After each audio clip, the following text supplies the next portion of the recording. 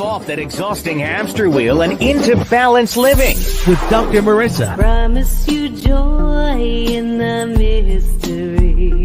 Dr. Marissa, also known as the Asian Oprah. Her mission, to be a beneficial presence on the planet. Her purpose, to be your personal advocate to live, laugh, love, learn. Her life motto, don't die wondering. Take back your life with Dr. Marissa Pay.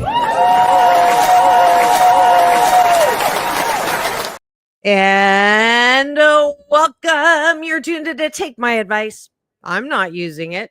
Get Balanced with Dr. Marissa, the morning show here on KCAA, NBC News, CNBC News, and NBC Sports Radio Station, AM 1050, FM 106.5, the station that leaves no listener behind, home to the Asian Oprah, number one talk in the IE. Thank you very much. And streaming everywhere. iHeartRadio, Spotify, iTunes, TuneIn, Audible, Amazon Music, Tiki Live, Rumble, Podchaser, Streaker, Spreaker, and more. Why so many places? I want to maximize my splatter zone for more hope and happiness. Because frankly, my dear, everything out there right now in the headlines will leave you with the 4A syndrome: anxious, angry, aggravated, and afraid. And I don't want you waking up that way. I don't want you on your drive time on the way to work in those 4 states instead. I want you to feel amazing, which is why for 707 consecutive weeks now, there has been no gossip, no scandal, and no headlines.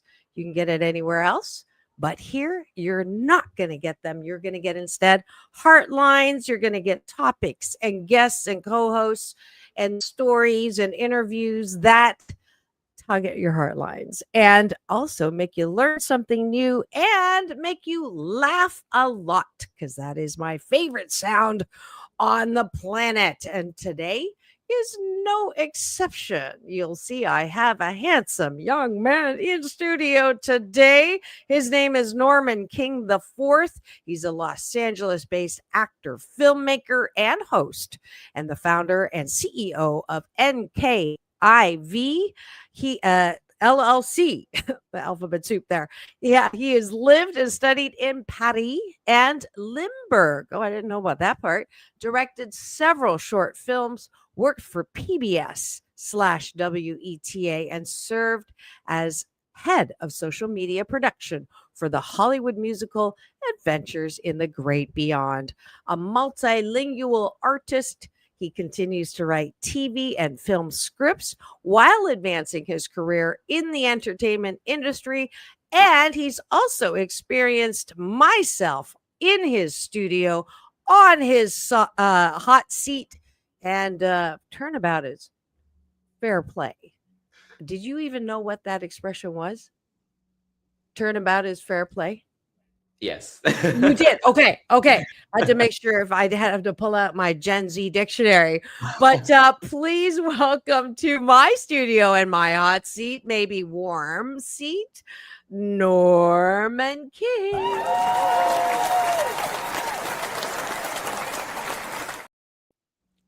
Welcome. Thank you so much. I really appreciate it. Absolutely. And I'm going to have you sit up 1 inch so that your chin, there we go. Boy, that was easy. Isn't lost in your name. And I'm so delighted that you are here. Before we get started into the topic of the day, I wanted to start with breakfast. I do this every weekday morning with you, which is taking a bite of my gratitude sandwich. I don't tell my guests, so I don't want you to overthink it. That's why I'm introducing it now. Very simple. Top of the bun is what you're grateful for outside of yourself. So when you wake up in the morning, just take a look around. What are some things that you're grateful for? And then bottom of the bun, I want you to do tonight before you go to bed. And Norm and I will model for you. I want you to take that look and look inside and say, what do I like about myself? And that's inside look. It's my BS, my belief system that self-care, self-love, self-soothing are the foundation of your mental health, the good mental health, healthy mental health. So that's why we do it. I'll start this morning. I am grateful for a washer and dryer. unit that I have in my beautiful blood clot silver lining, gorgeous place overlooking the ocean of abundance in Long Beach. And I am grateful for that convenience. What are you grateful for, Norman? I'm grateful for being able to have a wonderful, similar to your to what you just said. I'm so grateful to having a wonderful view from my window and a just wonderful weather today. It's been raining for the past few days here in Los Angeles, and I know the internet's been joking all about it, but I'm just so happy that the sun has finally come out. I am grateful that I am solar powered, which is exactly dittoing your statement. And the sun is always shining somewhere, but I like it a lot when it's shining here, which is the reason why I left Brussels. I think we did share that we both have lived in Europe, Yes, and yes. yeah, it's very beautiful in Brussels, like and London, but the weather, there's just nothing like sunny California, so we can be grateful about that for sure. Let's go to the bottom of them. What do you like about yourself? And especially, we're going to have some talk about your fabulous generation. And I've been just putting them all into the older and the youngin. But I know that you had asked me a question in my interview specifically about how to deal with things as a Gen Z, and some of the qualifications for that, or the qualities that that younger generation carries. So I'm going to I do this part of the exercise because there's a tendency, especially with those who were brought up with social media, to be very particularly hard on ourselves because we've got antenna up looking for love in all the wrong places, or likes literally these days on social media. And I'm no good unless I have a lot of likes, which is a horrible way to live and a horrible way to sort of go to sleep. No wonder we can't sleep if you're thinking about all the ways in which you're not good enough. So that's why we do this weightlifting. Thank you. Somebody just gave us the finger, not that one, but this one. I'm happy to see people that are tuned in now. Hello to my love streamers. If you'd like to comment in the Cashew Gallery, please do, unless you're driving. If you're listening to me on the AM FM side, please wait until you're somewhere safe before you chat with us. But feel free to have breakfast with us too, with gratitudes and appreciation. So I appreciate that I have the uh, tenacity, I guess, to continue with the show. 1,519 podcast shows, 13 and a half years, 707 consecutive weeks is not exactly easy, especially when you're doing it every day. But I'm so appreciate that I do it, because it doesn't matter how I look, I'm in a really good mood by the time I get done the show. So that's what I like about myself. What do you like about yourself, Norman? What I like about myself is that I'm determined. I've always been determined. I've always been someone that never likes to give up, whether it's a game I'm playing or the career I've chosen. And as you know, this entertainment industry, or being on television, sometimes can be a little tough, and sometimes you have like your ups and downs. But I've always told myself, and I think that with my faith and with a very supportive family and a very good network of people, I've been able to always just been able to see the light ahead, and to never just give in to defeat. Awesome. Yeah, where the light at the end of the tunnel is not that of an oncoming train, but it is that light of hope. And Yes. yeah, so that's how we do breakfast here on the show. I would encourage all of y'all to continue this good life habit, this hashtag Blisscipline, as my big brother Michael Bernard Beckwith will call it. And you can do it with me every weekday morning here on Take My Advice. I'm Not Using It. Get Balanced with Dr. Marissa, the morning show, live every weekday morning at 9 a.m. Pacific time on my YouTube TV channel. But in the meantime, thank you for joining us for breakfast. Wrong one.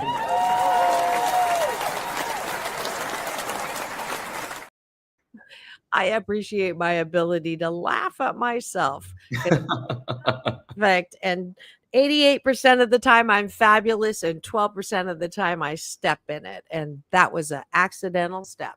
But nothing like a little good wake up music, too. So the topic of the day today is Norman King the Fourth. You are the topic of the day, and getting to know you. As I said, what is it? Turnabout is FairPlay. I almost said foreplay. That wasn't what I meant. Turnabout is FairPlay, and I'm talking like it's Friday already. What it is Tuesday. Okay, every once in a while I get a little Freudian slippy. So that was probably it. I have my 39th first date scheduled for tonight. So that's a little, yes, where my mind is in. And let's just start with that.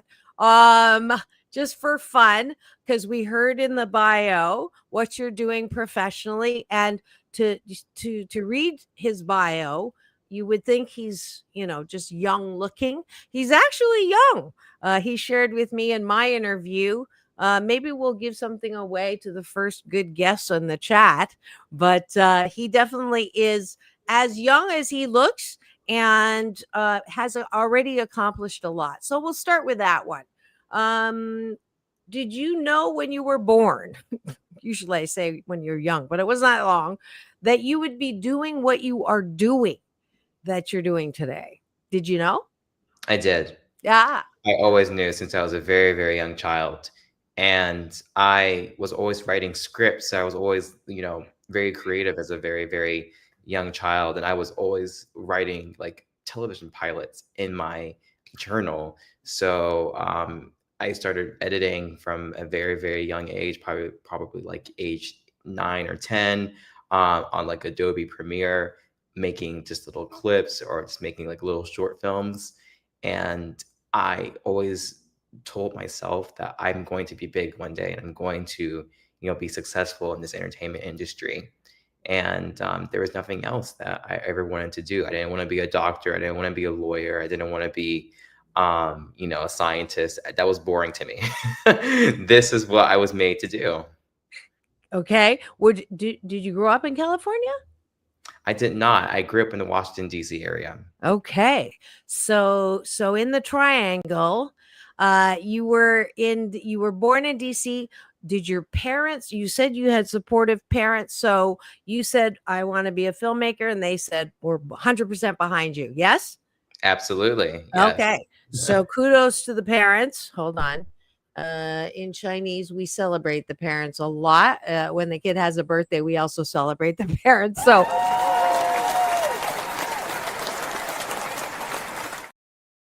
that's for your parents. What are their names?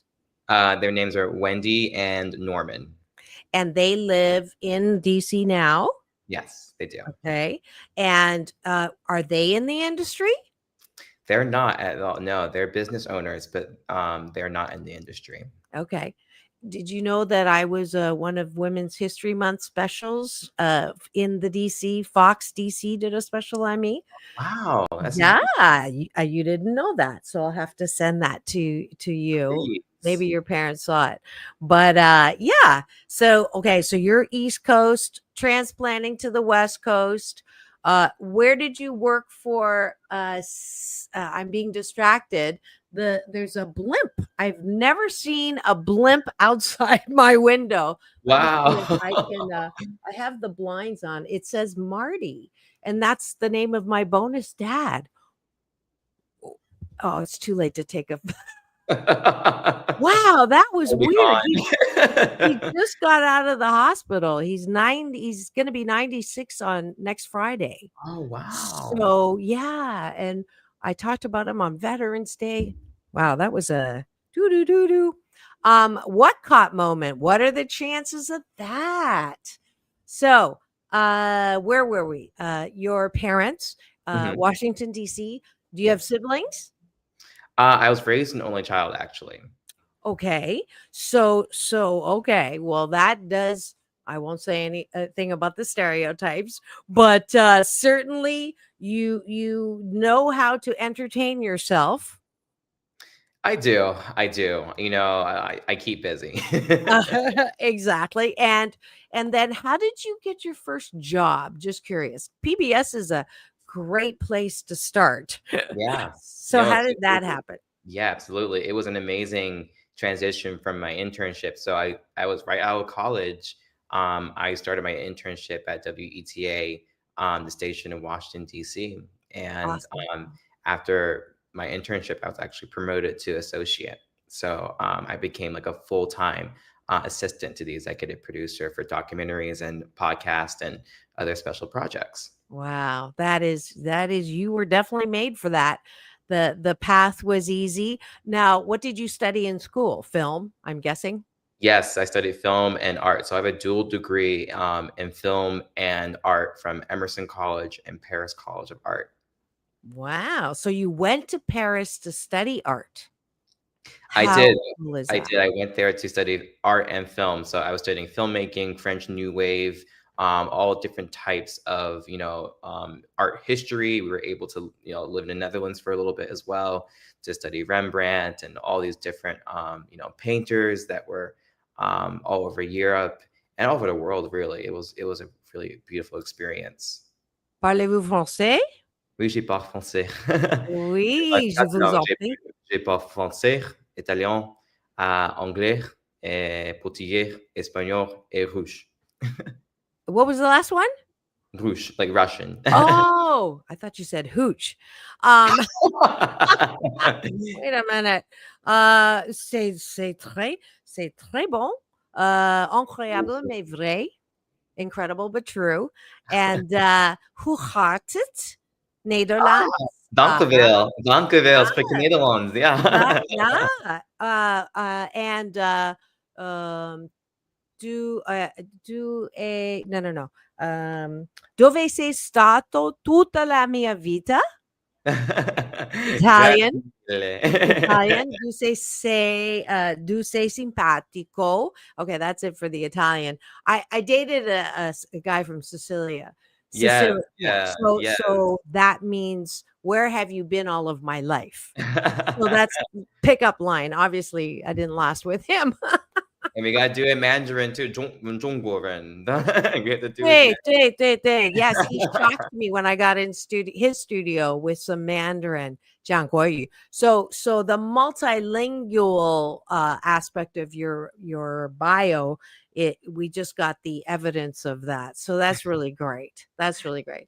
Yeah, there's people that you meet that you sort of feel drawn or vibe with. You and I definitely did that the very first time when Juan sent me over to your studio. So that was very cool, and we talked nonstop for We did, over yes. an hour, right? Yes, over an I mean, the camera kept rolling and rolling. It was amazing. I mean, we could be there all day, but and we're very busy here in Los Angeles. So if we didn't have any busy schedules, I feel like we would have been there for like 5 more hours, maybe days.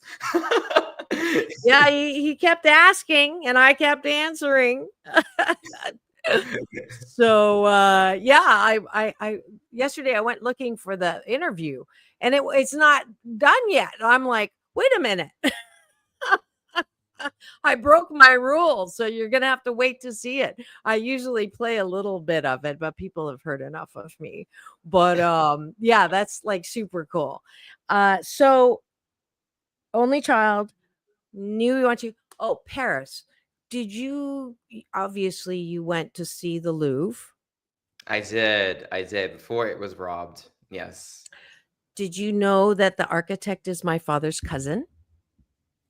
You told me about this actually Okay, good. earlier. I Yes, you didn't did. know if I Yes. had told you, but that's like super cool Yes, in that's my mind. awesome. That's a, I Yeah. mean, it's running in through your veins, the creativity and it's I mean, that's just super cool to say that's your cousin. That's amazing.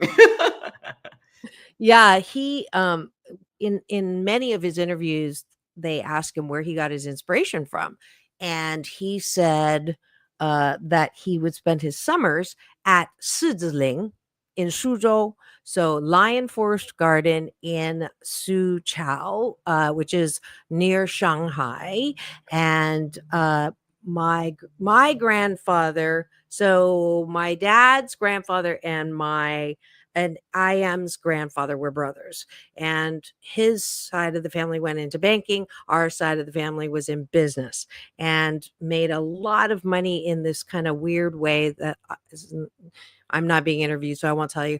And the he brought over coral structures that look like lions from the Wow. Dead Sea and built this garden with all these statues around it. And so with a lake and everything, and it's really beautiful. It's a tourist attraction. And so he spent his summers there. So people think that that house is IM's, but it's actually my side of the family. So when I got to bring my daughter there, we were all treated like royalty, which is really cool. That's beautiful. Yeah. So what did you learn in Paris? I learned a lot. Not only did I learn about film, but I learned a lot more about culture. I got to meet so many more people, and not just working in the film industry, but I also got to make lifelong friends. I was actually just there in September visiting some of my best friends that still live there in Paris, and they work in fashion photography. So I was there in September as Fashion Week, and they're pretty busy during this time. And it's just beautiful. I learned how to dress better. I would say, not that I never knew how to dress, but it's just that I feel like I picked up some different items there, and I was able to learn more about fashion and art, and I was also able to learn more about cooking too, and different foods and stuff like that. So it's a hub of international cuisine. So I was always fortunate to have a really good meal. Yes, that is yeah, I love French food. It's one of my favorites for sure. And these were students in, your fellow students, right? And then yeah. Now, how do I coming back to America? Yes. What was there any reverse culture shock? Well, it was kind of weird having to not speak French at restaurants anymore, to people. So it was kind of like adjusting my brain, I would say, not having to ask for directions or anything in French. But it was a big culture shock, honestly, other than the language too. Like just coming back home, to Washington, D.C., and even going to L.A. It was actually it was different. Like the way the people dressed, the way that people's attitudes were sometimes to certain things. It was quite different. I would say that my experience also as a Black man, I would say, living in France, I would say I felt more relaxed there. Um, Hmm. and I love my country. I love the United States a lot, but I felt there was a little more pressure politically and I would say just culturally here in the US. But nonetheless, it is nice to be back. But I always love to visit France, every time, every year. So So, so you just put the moose on the table, which is my here's my little moose. You heard me say it in your interview. This is my Canadian. I was born in Canada, so my Canadian version of talking about the elephant in the room. yes. And you have international experience traveling, living, working, learning. Um, what's the best thing that you appreciated about the French in Paris, your experience, right? Not speaking on behalf of all young Black men, but Right. just your personal experience. And then coming back, what's the best thing that you noticed about American culture? I would say that it's a very good question. Thank you. I would say that being in France, and as a Black male, I think I noticed more of an open-mindedness towards my culture, actually. Not in a way that was, that's kind of being profited off of the culture, but an actual appreciation for things like jazz or for, aspects of Black culture or cuisine. It's more taken in as art instead of something that we can profit off of. Versus in the US coming back, it seemed more of a very saturated kind of, we want to, take some snippets of things and, use minorities in their culture, but not actually rewarding them and giving them, the satisfaction of having created that. Hmm. So I let's talk put the moose on the table. Racism, prejudice. Um, there's a little bit of almost back to the future feeling in our country right now. Yes, Um, I lived in Brussels for 2 years, and Europe is not without its own prejudice, right? right, exactly.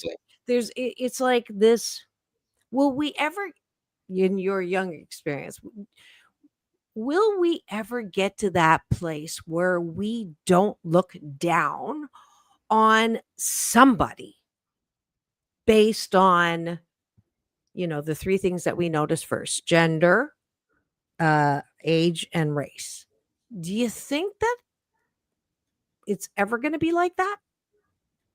I mean, I hope so. I think right now we're at a time where we're seeing everything recorded on camera.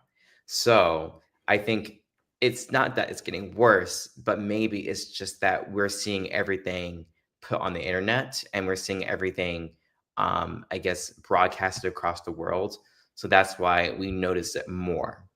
And so it's not like, 1 year, like, racism wasn't there and then all of a sudden it appeared again. No, it's always gonna, it's always been there, but now we just notice it more. Uh, Mm. I hope that with, more open-minded people and with more young people that are out there, especially creatives, making stories and, informing people, educating people. That's the key, education. I have hope that as we educate more people, as the internet becomes, more expansive and we have more resources, that people start to become more well versed and helpful and empathetic. Yeah.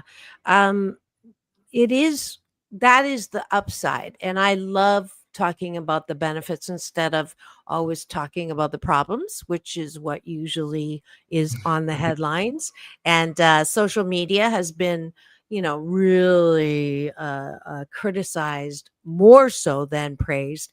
And I love social media in the sense that it is a connective tissue that has brought more of us together. It definitely has disadvantages, but it all depends on how you are going to look at it and what you are looking at and how you're looking at it and what you're choosing to look at. Right. And it brings me back to a question that you asked me, which I thought was a great question. And I wanted to bring it up again because I know that you're following the people that are looking to you for questions and answers and what you're focused on. It is Gen Z, which is the ages what to what. So Gen Z is if you were born after or you were born 1997 or after born the year 1997 or afterwards, Okay. then you are Gen Z. And that's both of my daughters. So they just made that cutoff. This whole time I was calling them a millennial. I just have a tendency to just anybody younger than me is a millennial. Anybody older than me is a baby boomer. So without telling everybody how, because I'm hashtag ageless, but specifically Gen Z is a population. The one before Gen Z is what? Oh It's goodness. yeah, I believe. there's one between millennials and Gen Z, or maybe even two. So Well, I think it's Gen Z, millennial, but then right after Gen Z is Gen Alpha. That's what I've heard. So that's the newest like the generation. ones that are baby to you. Okay. Yes, yes. Okay. So there isn't anything between Gen Z and millennials. I don't think so. Okay. But I could research it and find out. They might come up with a new term. It's so Right. funny how they come up with new terms every single Oh, yes. year. And, So and that is, I think, one of the things that's different about, you would ask me, what's the difference between the way people are treating mental health from baby boomers to Gen Z?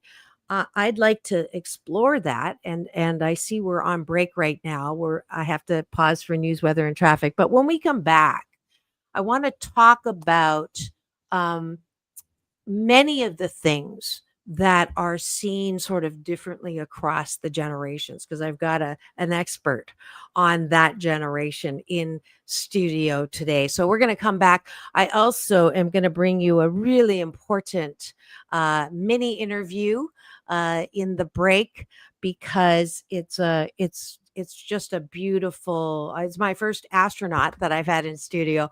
But don't go away. Right after that, we'll be back with Norman King the Fourth here on Take My Advice. I'm Not Using It. Get Balanced with Dr. Marissa, the morning show here on KCAA, the station that leaves no listener behind. Don't go away.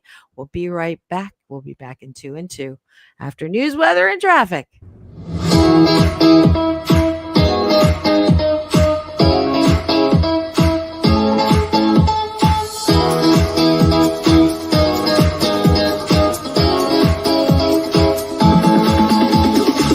Take back your life with Dr. Marissa Pay. Well, she has been dubbed the Asian Oprah, and she just wants all of us to be happy.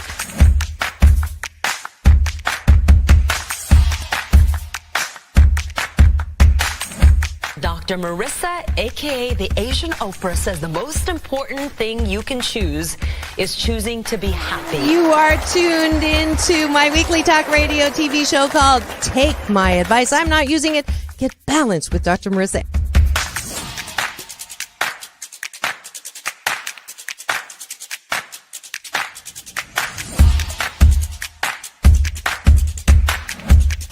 That's the idea for Dr. Marissa Pay's new book called 8 Ways to Be Happy. Many of us say, I am my own worst critic. Nobody's harder on me than I am. And my response to that is, stop it! Why are you doing that to yourself? You have to be your biggest fan, because if you can't at the end of the day say, I did a good job, who is?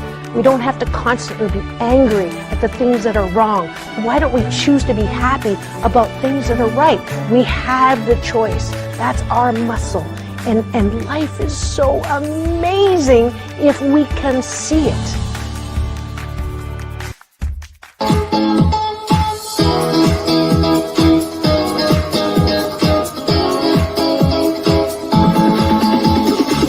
Take back your life with Dr. Marissa Pay. And welcome back. You're tuned in to Take My Advice. I'm Not Using It. Get Balanced with Dr. Marissa, the morning show here on KCAA, the station that leaves no listener behind.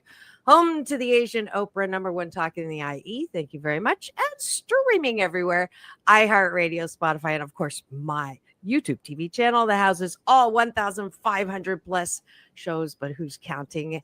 And today is a special day. I have some special guests in studio talking about something that maybe we don't always talk about out loud, but certainly affects our happiness.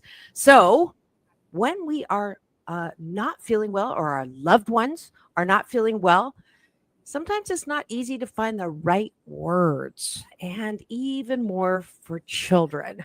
Joining me today are best-selling author Sherry Fink and astronaut Kelly Girardi. They are from the Ryan Seacrest Foundation Studios at the Aflac Cancer and Blood Disorders Center in Atlanta, Georgia, to discuss Beyond Words, a new book created to help children better understand empathy and support others. Please welcome to my studio, Sherry and Kelly. Uh-oh.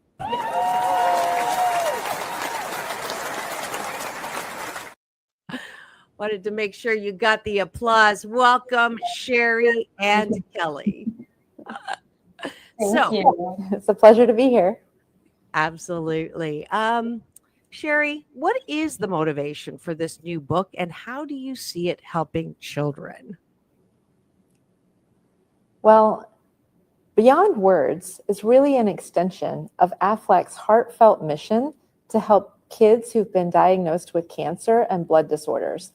And this book fills that empathy gap because we've all had friends or family members who've gone through a challenging time and we didn't know the right thing to say. And that's even harder for kids. So this book helps them understand that it's not always what you say that matters, but it's what you do that makes you a good friend. That's beautiful. I love the illustrations that I just saw as well. Absolutely gorgeous. Let's go to, can you tell us a little bit about the story and how it relates to empathy and kindness? Yes. Well, Buddy the bear is very excited that his friend Bunny is coming home from the hospital, but he's nervous because, like most of us, he doesn't know exactly what to say to make her feel better. So he blasts off into space in his imagination, and he visits different planets where he meets new friends who help him express love and friendship in ways beyond words. Beautiful. Kelly, you're my first astronaut on the show. Welcome. And this book takes place in space, which you've been, which explains a little bit about why you are part of the book. What role have you played in this great book? Yeah, this was really a wonderful fit, and I was so excited to be involved. Aflac invited me to record the audio version of this book, as well as contribute the foreword. And I thought space was such a perfect vehicle for the message. Sherry wrote this heartfelt story and about confronting the unknown and the unfamiliar so bravely. And so I think space was really the perfect backdrop for that message. And I have an 8-year-old daughter at home as well. And I just knew from the moment that I read the book that she would love it and benefit from the message, as I think would readers of all ages, with this reminder that you don't always have to have the perfect words in order to show up for the people that you love and care about. That's a great message. And 8's a lucky number in Chinese, just so you can tell your daughter. It's a homophone for good fortune. I know you thought I was Swedish, but a little bit of Chinese trivia there. So can you tell us more about the commitment to helping children with cancer and blood disorders? Absolutely. You know, most people don't realize that 16,000 children each year are diagnosed with cancer in the US. And that doesn't include the folks who are diagnosed with blood disorders and sickle cell disease. This is a huge number of families that need a lot of support on multiple levels, including medical, emotional, and financial. That's why this impact is so incredible from Aflac. This is part of a really long-standing commitment. And over the last 30 years, they've donated nearly $200 million towards this cause, which is just an incredible amount. And the book is really an extension of that commitment because 100% of the net proceeds from Beyond Words will go to support treatment and research for children that are navigating cancer and blood disorders. So know that when you do buy this book, you're not just getting this beautiful story, but you're also able to make a real impact for real families in a real way.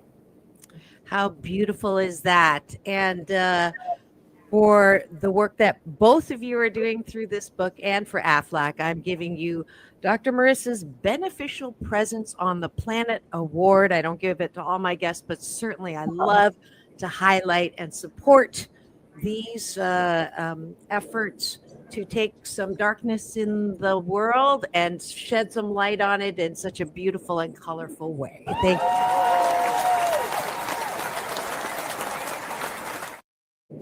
And especially since my father passed from a blood cancer, lymphoma. So this is hitting me right in the heart in a good way. And tears are the disinfectant that keep our hearts soft. So thank you very much for coming and sharing all of this great holiday gift as well. So where do they go to get the book and for more information?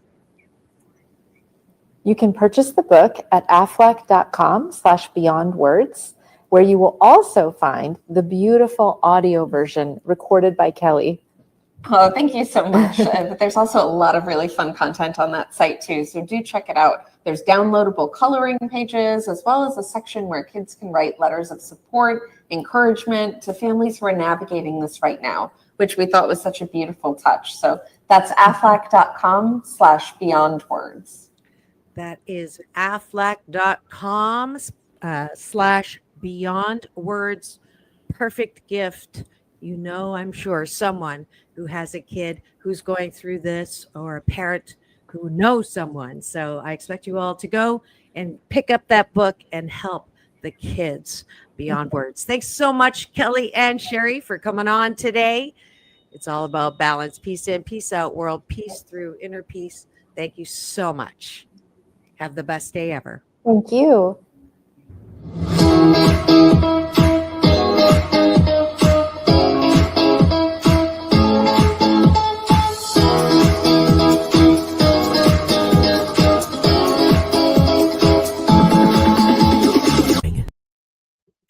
And we're back. You're tuned in to Take My Advice. I'm Not Using It. Get Balanced with Dr. Marissa, the morning show here on KCAA, NBC News Radio, home to the Asian Oprah, #1 talk in the IE. Thank you very much. And streaming everywhere. iHeartRadio, Spotify, and of course, my YouTube TV channel, which holds all 1,500 plus podcast shows, as well as my red carpet playlist with interviews with John Travolta, Halle Berry, Quincy Jones, Stevie Wonder, and more. It's funny, I actually met Quincy Jones' daughter at an event that was put on by Prince's ex-wife, Manuela Testolini, and she was a great event to honor Samuel Jackson. But it was funny, I met Quincy Jones' daughter, Martina, and told her that her father had flirted with me, not once, but twice. In Mandarin, he said, "Ni hen piao lian," which means, oh my gosh, like, hello. what does that mean? What does that, you know what that means? Ni hen piao lian. What does that mean? Oh my gosh, I want you to say it because I'm not going to be the one. No, it's not bad. It's you're beautiful. So he said, I interviewed him on 2 different red carpets, and he said the same thing. And he said he remembered me. So yes, I don't live with many regrets, but the one I do live with is I wish he had asked me out. So anyways, we're back in studio. If you saw that, it was such a great interview to be able to talk to an astronaut, my first one on the show, and the AFLAC project actually is coming out of Ryan Seacrest's foundation, a book for children who have a blood disease, who have cancer. It's called Beyond Words. So beautiful place to get your holiday shopping done as well. So go to affleck.com, #beyondwords. And we have in studio here, as you can see, I'm not alone today. It's #Tuesday Talent. I invited him on the show because he got to interview me, and I was on his hot seat. Turnabout is FairPlay. And so he is an LA based now, from the East Coast originally, filmmaker, host, founder and CEO of NK4 LLC. He's lived, studied in Paris. Where's Limburg? Limburg is in the Netherlands. Netherlands. Directed several short films, worked for PBS WETA, and served as head of social media production for the Hollywood musical Adventures in the Great Beyond. You saw or heard he was multilingual artist and continues to write scripts for both TV and film. And that means you can be a reader for me. I am working on a screenplay called Life by a Thousand Cuts. Ooh, So you would be a good person to read, and I'll do the same for you. We could just swap reading. How's that? I love it. So I promised that we would come back and talk about some of the divide and Mhm. bridging the divide and understanding how generational differences really impact the way we relate to each other and the way we value each other. So I'm going to put the moose on the table about some stereotypes that olders have of some youngers, and I want you to do the same and put the moose on the table to do that. And let's have a real conversation about this. So I'm going to go ahead and just start and say, I work as an executive coach, as a corporate psychologist with my degree in PhD in organizational psychology. And one of the biggest complaints that I hear is the younger workforce these days. I don't understand how they just don't care. Nothing's important except their own selfish needs. I'm putting the big moose on the table. I don't think this, but I have heard it, that they have no sense of commitment. They don't want to work late. They don't care that a project has a deadline.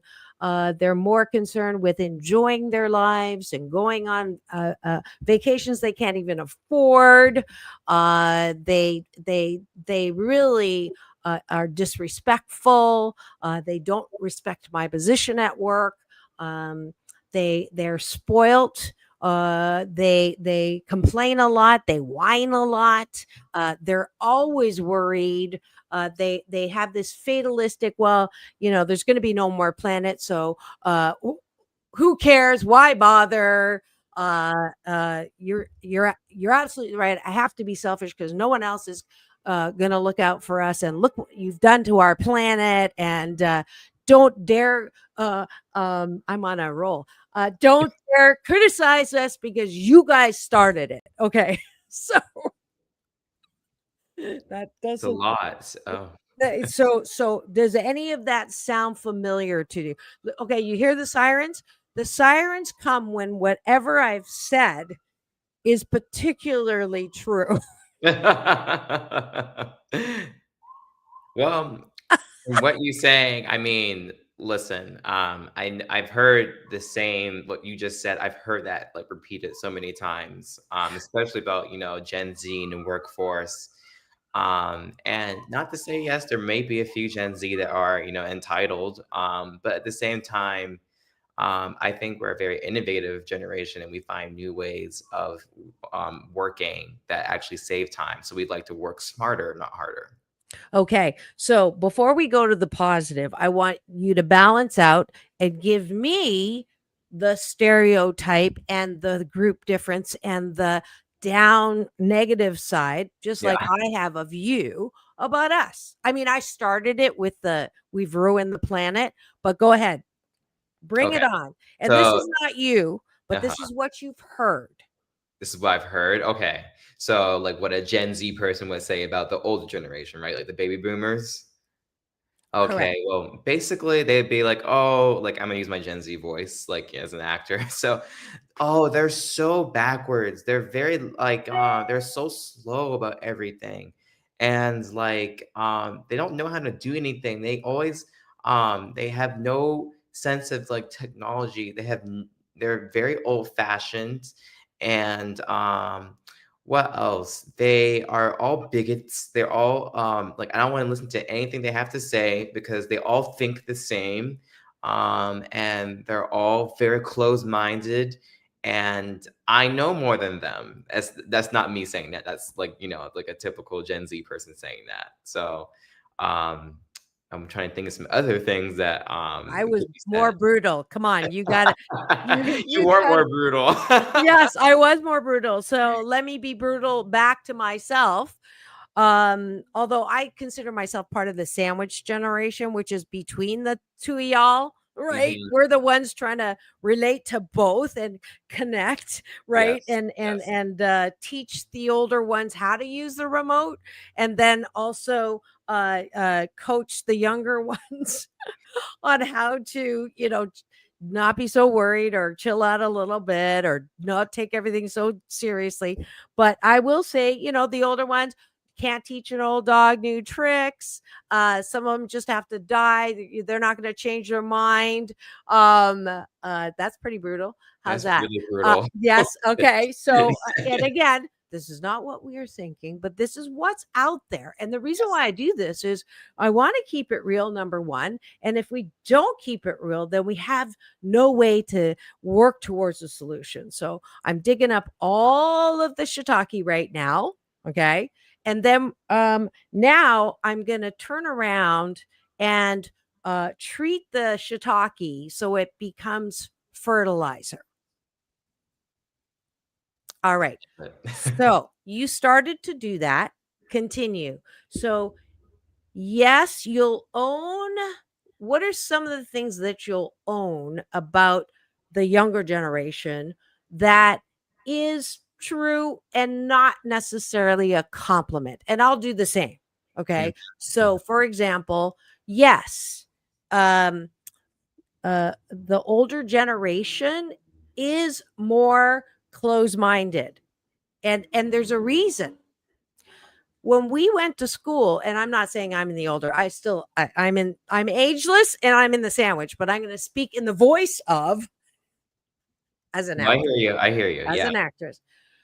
Yes, because we older baby boomers grew up in a time in our education system, we didn't have, is it A, B, C, D, or E, all of the above. We didn't have all of the above. We had, is it A or B? What is the right answer? There was no waffling. There was no gray area. It was either right or wrong, good, bad. What category does it go into? This generation has too much gray. I hate the word depends, literally. I hate the, you can't make up your mind. You can't waffle. You have to take a stand.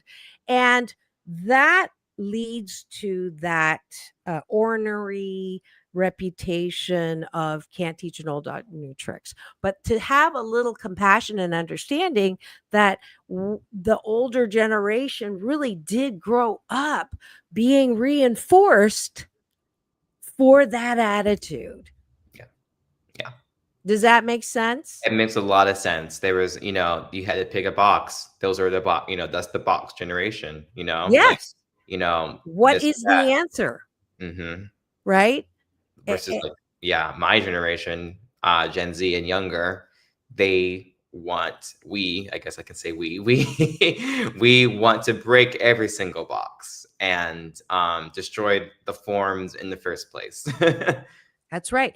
To challenge, to say no, yes, but right in in the older generation, yes, but was not a good thing. You didn't want to be an outlier. You wanted to be the majority. So when people start going, I'm a vegan, I don't eat that, or I don't like this, and the first response was, well, darling, you ain't the majority. You got no say, and quit being weird, join the majority. Yeah. And there's no pride in being an outlier. Mhm. Whereas in the younger generation, it's almost a matter of pride to be the one that says yes, but right. You're valued, or you see yourself of more value if you push against what is or the status quo. So of course you're going to have conflict. Of course you're going to have just a complete breakdown in communication, because neither one can see the value in the other side of it. Right. So my solution always is, can we find something in common as a vision, which is why I don't talk about politics. It's divisive, but happiness is uniting. And if I am a divisive, I only reach half of the people to try to emphasize happy, right? And here's something for you guys to use. We watched your generation work your entire lives to the bone, and now you're sick and you can't even enjoy your vacations. So I'm going to enjoy my vacations now. I'm going to take time off without pay because it is not my desire to wait until I'm sick to enjoy what I've made. Yeah. Yeah. Oh yeah.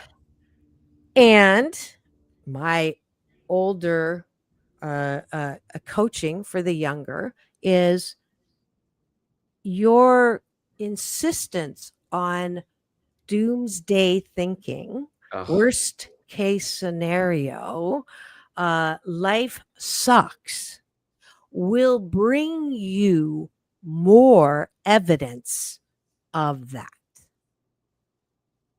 I know I'm preaching to the choir with you. I know you do this with your podcast and with your friends as well, and your audience. Absolutely. But, Oh yeah. We have a lot of these type of conversations all the time.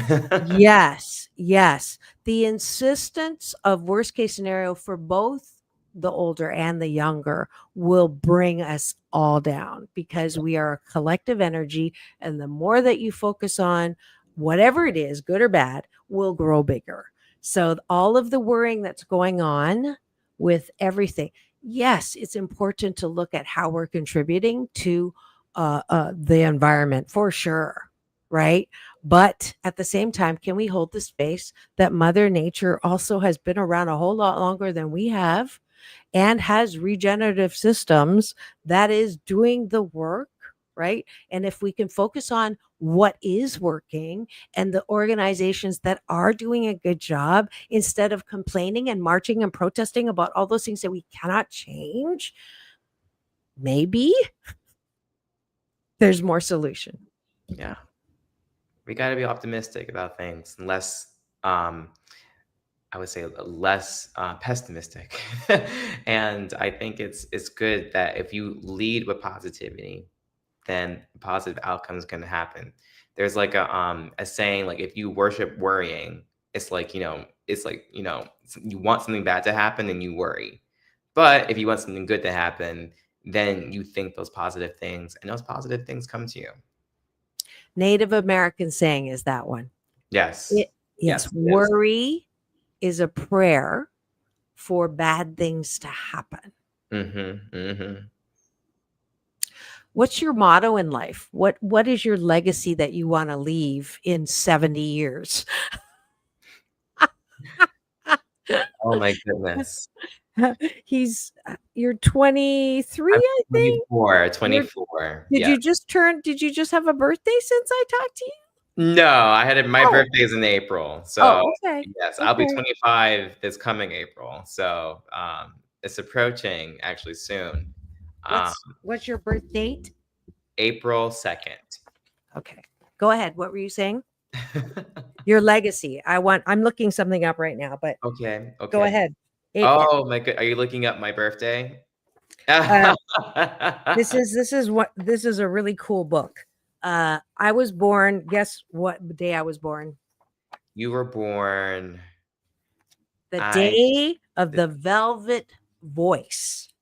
Velvet Voice? Isn't that crazy? I mean, Velvet Voice, radio, singing. Yeah. You were born April 2nd on the day, oh my God, the day of the idealist. Oh, that sounds pretty cool. The idealists. Largely because of this character, they may have problems getting to where they want to go in their careers. That's not true. Sometimes naive view of the world embraced by their childlike nature does not always complement a hard driving urge to succeed. Only after finding purpose in life, which you have, and accepting the limitations, perhaps even reconciling, they're able to utilize their considerable energy to the fullest. Your strengths are honest, sincere, and hardworking. And your weaknesses are naive, repressed, and unaware, which I don't think is very accurate. But I do think the accurate is the day of the idealist, which is a good thing. I think it works for you. I think it does. I love the idealist. That's a good name. That's a good name. We gotta come up with a TV show maybe for that. Maybe. And we're out of time, but that was really fun. What's the final word you want to give? You've got 2 seconds. Yeah, absolutely. Well, first of all, I want to thank you, Dr. Marissa, for having me on today. And I want you all to check out the newest episode of Meet the Makers featuring Dr. Marissa. Is coming this week. It will be out on Friday.